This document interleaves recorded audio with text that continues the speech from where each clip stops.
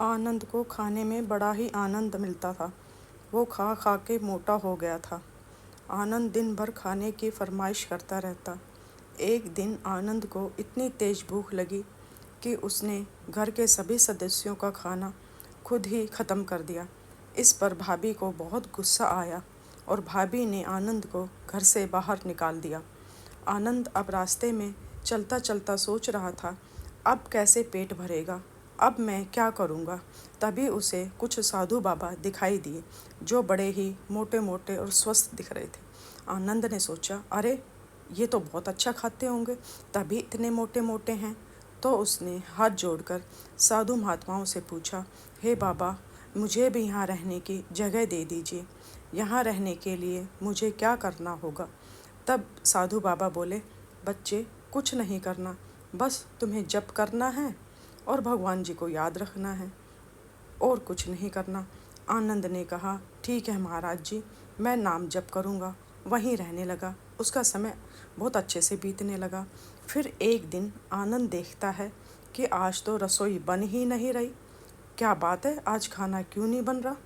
तभी वो महाराज जी के पास जाता है और पूछता है, महाराज जी, आज तो रसोई ही नहीं बन रही, क्या बात है।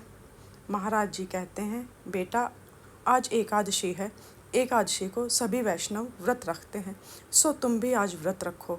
यह सुनकर आनंद कहता है, महाराज जी, मैं व्रत नहीं रख सकता, मैं तो खाए बगैर रह ही नहीं सकता, मैं तो बिना खाना खाए मर ही जाऊंगा। महाराज जी को हंसी आती है और वो कहते हैं, अच्छा चलो, तुम रसोइयों से कुछ आटा ले लो और कुछ आलू ले लो और नदी किनारे जाके अपना भोजन तुम स्वयं खुद बनाओ, और भोजन बनाने के बाद सबसे पहले भगवान जी को भोजन का भोग लगाओ, उसके बाद तुम लेना, तुम पाना। आनंद कहता है, ठीक है महाराज। आनंद नदी किनारे जाता है। जैसे जैसे महाराज कहते हैं उसने वैसे ही भोजन बनाया, भगवान जी को बुलाया, आओ भगवान जी आओ भोग लगाओ, आओ भगवान जी आओ भोग लगाओ। देखा भगवान जी नहीं आए। बड़ा भोला था आनंद। तो उसने कहा, अरे भगवान जी आ जाओ, आज आश्रम में खाना नहीं बनेगा, वहाँ तो एकादशी है, आज जो मैंने बनाया है वही खाना पड़ेगा, नहीं तो भूखे ही रह जाओगे। ये सुन के भगवान बड़े प्रसन्न हुए और श्री रामचंद्र जी सीता मैया के साथ आ गए। अब आनंद देखता है, अरे महाराज जी ने तो एक ही भगवान के लिए कहा था, ये तो दो आए हैं, पर बड़े सुंदर हैं। वो उनको आनंद भगवान जी को भोग लगाकर आश्रम जाता है। अब अगली एकादशी आती है। इस बार वो गुरुजी से कहता है, महाराज थोड़ा ज़्यादा राशन देना, पिछली बार राशन कम पड़ गया था। महाराज जी कहते हैं, ठीक है, तुम रसोइये को बोल देना, वो तुम्हें ज़्यादा राशन दे देगा। अब आनंद राशन लेके फिर नदी किनारे जाता है, भोजन बनाता है, भोजन बना के और फिर भगवान जी को फिर आवाज़ लगाता है, आओ भगवान जी आओ भोजन पाओ, आओ भगवान जी आओ भोजन पाओ, मुझे बहुत तेज़ भूख लगी है, देर मत करो, जल्दी आ जाओ, भोजन पाओ। ये सब सुन के भगवान जी आ जाते हैं। और इस बार देखता है आनंद कि पिछली बार तो दो भगवान जी आए थे, इस बार तो तीन आए हैं। फिर देखता है, अरे तीन नहीं, ये तो चार आए हैं। आनंद थोड़ा लगता है कि खाना तो थोड़ा कम पड़ जाएगा, मैंने तो भोग के इतना ही बनाया है। फिर भी उनको खाना देता है और कहता है, भगवान जी आप बहुत सुंदर हैं, बहुत प्यारे हैं, देखो महाराज जी ने तो एक भगवान जी के लिए कहे थे, आप इतने आ जाते हो, मेरे लिए खाना कम पड़ जाता है।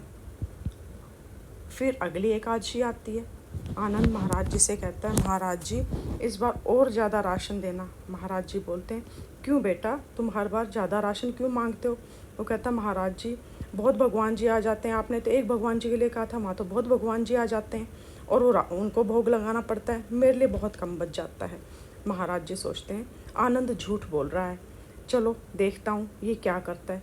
आनंद नदी किनारे जाता है, खाना तैयार कर लेता है, भगवान जी को आवाज़ लगा रहा होता है और महाराज जी पीछे से उसको देख रहे होते हैं और आनंद कह रहा होता है, ये क्या भगवान जी, इस बार तो तुम वानर सेना को भी ले आए, इतना ज़्यादा खाना। तभी गुरुजी आते हैं, आनंद यहाँ पे तो कोई भी नहीं है, तुम किससे बात कर रहे हो। बोले, महाराज जी देखो, भगवान जी अपनी पूरी वानर सेना को भी ले आए, रीछ भालुओं को भी ले आए, अब मैं कहाँ से इतना ज़्यादा भोजन लेके आऊँ, अब आप खुद ही बनाओ। आनंद कहते हैं, महाराज जी कहते हैं, आनंद मुझे तो कोई नहीं दिखाई दे रहा, तुम झूठ बोल रहे हो। अब आनंद भगवान जी से प्रार्थना करता है, हे भगवान जी, मेरे गुरुजी को भी दिखाई दो, नहीं तो गुरुजी कैसे मानेंगे कि हाँ मैं आपको भोग लगाता हूँ। तभी भगवान गुरुजी को दिखाई देते हैं। गुरुजी भगवान के दर्शन करते हैं, बहुत ही खुश होते हैं, आनंद को गले लगाते हैं।